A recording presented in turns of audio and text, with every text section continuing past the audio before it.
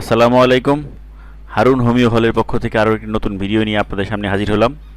আজকে আমরা খুব গুরুত্বপূর্ণ একটা বিষয় নিয়ে কথা বলবো, যার নাম হচ্ছে অ্যানাল ফিশার, বাংলায় যেটাকে বলা হয় মলদ্বার ফেটে যাওয়া সমস্যা। গত পর্বে আমি হেমোরাইডস অর্থাৎ পাইলস নিয়ে কথা বলেছিলাম। তো পাইলস এবং অ্যানাল ফিশার এই দুইটা অনেকে গুলিয়ে ফেলে। তো আজকের ভিডিওতে আমরা খুব সংক্ষেপে অ্যানাল ফিশারটা কী এবং এখান থেকে কিভাবে পরিত্রাণ পেতে পারি এবং অ্যানাল ফিশারের কয়েকটি হোমিওপ্যাথিক মেডিসিন নিয়ে আলোচনা করব। কাজেই আশা করব এই ভিডিওটি শুরু থেকে শেষ পর্যন্ত সবাই দেখবেন। তো চলুন মূল পর্বে যাওয়া যাক।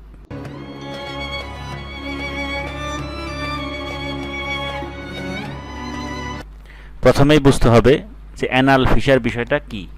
মূলত মানুষের যে মলদ্বারটা থাকে এটা কিন্তু একটা নলের মতো।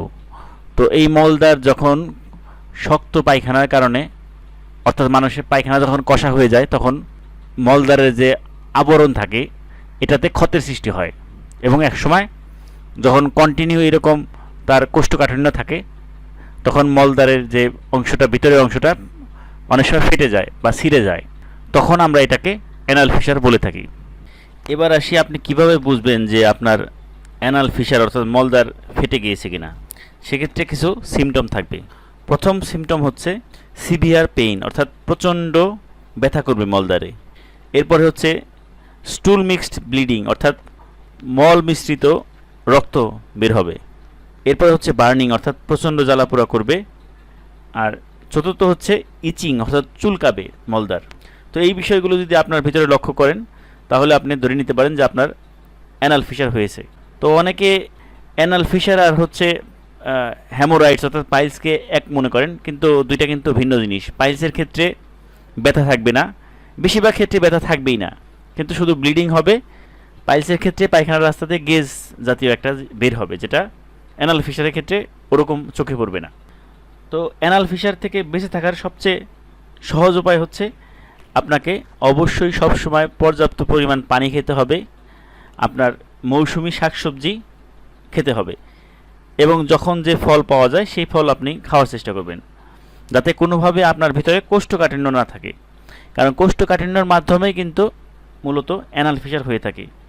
আর খাবারের ক্ষেত্রে গরুর মাংস খাওয়া যাবে না অ্যানাল ফিশার যদি হয়েই যায়। চিংড়ি মাছ, ইলিশ মাছ খাওয়া যাবে না, কারণ এগুলোতে প্রচুর অ্যালার্জি থাকে। আর অ্যানাল ফিশার হলে যেহেতু মলদ্বারে চুলকায়, তো এই চুলকানির ফলে আপনার এই বিষয়টা আরও বৃদ্ধি পেতে থাকবে। তো এক্ষেত্রে যে আমি যে কথাগুলো বললাম, যে মৌসুমি শাকসবজি এবং ফলমূল খেতে হবে এবং 3 মাস অন্তর অন্তর কৃমির ওষুধ খেতে হবে। কারণ কারো যদি কিছুটা অ্যানাল ফিশারের লক্ষণ দেখা দেয়, তখন কিন্তু যে আমাদের শরীরে যে কৃমি বাসা বাঁধে, সেটা কিন্তু মানুষের মলদ্বারের একদম শেষ প্রান্তে এসে কামড়াতে থাকে এবং সেখানে যদি কোনো ক্ষত পায়, সেখানে তারা আরও বেশি করে কামড়ায় এবং তখন আপনার এই বিষয়টা অনেক বেড়ে যাবে। তো এই জন্যে 3 মাস অন্তর অন্তর কৃমির ওষুধ খেতে হবে। এবার আসা যাক যে অ্যানাল ফিশারের ক্ষেত্রে হোমিওপ্যাথিক কোন কোন মেডিসিনগুলো মূলত ইউজ হয়ে থাকে। প্রথমত ইউজ হয় অ্যাসিড নাইট। এটা যদি ব্যথার সাথে ব্লিডিং হয়, সেক্ষেত্রে অ্যানাল ফিশারের জন্য মেইন ওষুধ হিসাবে অ্যাসিড নাইটটা ইউজ হয়। এছাড়া এখানে একটা কথা সম্পূর্ণভাবে বলে রাখি, যে কোনো ক্ষত হলে অ্যাসিড নাইটটা খুব ভালো কাজ করে। অ্যানাল ফিশারের দ্বিতীয় গুরুত্বপূর্ণ ওষুধ হচ্ছে র্যাটানহিয়া। এটা প্রচণ্ড ব্যথা হলে এই ওষুধটি ব্যবহারে খুব ভালো কাজে দেয়। এছাড়া গ্রাফাইটিস, যাদের দেহ হচ্ছে মোটা থলথলে, স্কিন প্রবলেম থাকলে তাদের জন্য গ্রাফাইটিস খুব ভালো কাজ করে।